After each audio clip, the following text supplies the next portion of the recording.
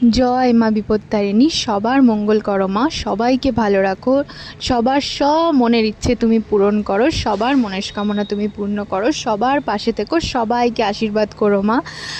জয় মা। তো এটা বিপত্তারিণী পুজোর দিনের ভিডিও। আমি খুব একটা বেশি ক্লিপ সেদিন নিতে পারিনি।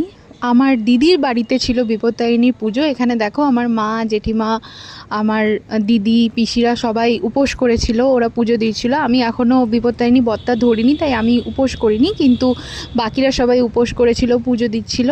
আমার দিদির বাড়িতে অনেক বড় করে বিপত্তারিণী পুজো করা হয়। এখানে তোমরা দেখতেই পাচ্ছ সবাই মন ভরে ভক্তি ভরে পুজো দিচ্ছে। তো আমরা সেখানেই সবাই গেছিলাম, বাড়ির সকলে অনেক দিন পর এক জায়গায় হয়েছিলাম এই পুজো উপলক্ষে। বাড়িতে আড্ডা, হই হুল্লোড়, মানে অনেক গল্প আড্ডার মধ্যে, বুঝতেই পারছো ক্লিপ নেওয়া সেভাবে হয়ে ওঠে না। তাও তার মাঝে আমি পুজোর কিছু ক্লিপ বা বাড়ির কিছু মেম্বার্সদের ক্লিপ নেওয়ার চেষ্টা করেছি, একদমই হয়ে ওঠেনি। আর এখানে দেখো তোমরা থালার মধ্যে 108টা প্রদীপ কীভাবে জ্বলছে, কি সুন্দর লাগে না? পুজোর সামগ্রীগুলো সব একসাথে দেখতে কিন্তু খুব ভালো লাগে।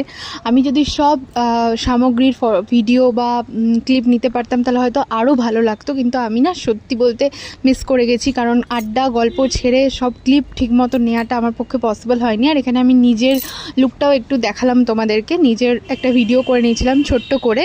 আর এখানে দেখো পুজো হচ্ছে, আর পুজোর মাঝখানেও আমার বর আর আমার জিজু নিজেদের মধ্যে কি গল্প করছে আমি জানি না, গল্প করছে না আমাদের নিয়ে পিএনপিসি করছে তাও আমি জানি না, যাই হোক। আর এখানে দেখো ওইখানে দেখা যাচ্ছে 108টা পদ্ম ফুল, কি সুন্দরভাবে রাখা আছে না, কি সতেজ লাগছে দেখতে। তার ওখানে আমার জিজু বসে ইনস্ট্রাকশন দিচ্ছে, মনে হয় কিছু পুজোরই হবে। তো এখানে পুজো চলছে, আর পুজোর মাঝেও চলছে অনেক আমাদের হাসি ঠাট্টা গল্প। অনেক দিন পর, আমার বিয়ের পর, আমার বেটু হওয়ার পর আমি প্রথম মানে ফ্যামিলি কোনো একটা ওকেশনে গেলাম পুজোতে। তো খুব মজা হচ্ছিল, পুরনো সব গল্প আড্ডা হচ্ছিল, আর তার মাঝে খাওয়া দাওয়া হয়েছিল, সবাই একসাথে বসে খাওয়া দাওয়া, আরও অনেক কিছু ফটো তোলা, অনেক কিছু হয়েছিল। সব কিছু ক্লিপ নিলে হয়তো তোমাদের সাথে শেয়ার করতে পারতাম, আর সেটা তোমাদের আরও অনেকটা বেশি ভালো লাগতো দেখতে, বা যাওয়া আসা সব কিছু, কিন্তু সব কিছু ক্লিপ নেওয়া হয়নি। আর এখানে দেখো আমার ছেলেকে, আমার বরকে বললাম যে আমার ছেলেকে ওই আয়নাটা যেটা হয়, মানে ঠাকুরের মুখ দেখা যায় আয়নাতে, ওইটা দেখাতে। তো ও দেখাচ্ছে, আর ও কত এক্সাইটেড হয়ে গেছে দেখার জন্য যে এটা কী হচ্ছে, এটা কী জিনিস যার মধ্যে ঠাকুরের ছবিটা দেখা যাচ্ছে।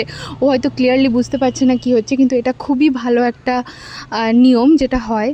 তো ওটাই ওকে করাচ্ছিল ওর বাবা। আমি বললাম যে ওকেও করাও, আমরা সবাই এটা করি, এটা খুব পবিত্র একটা জিনিস, খুব ভালো একটা জিনিস, যেটা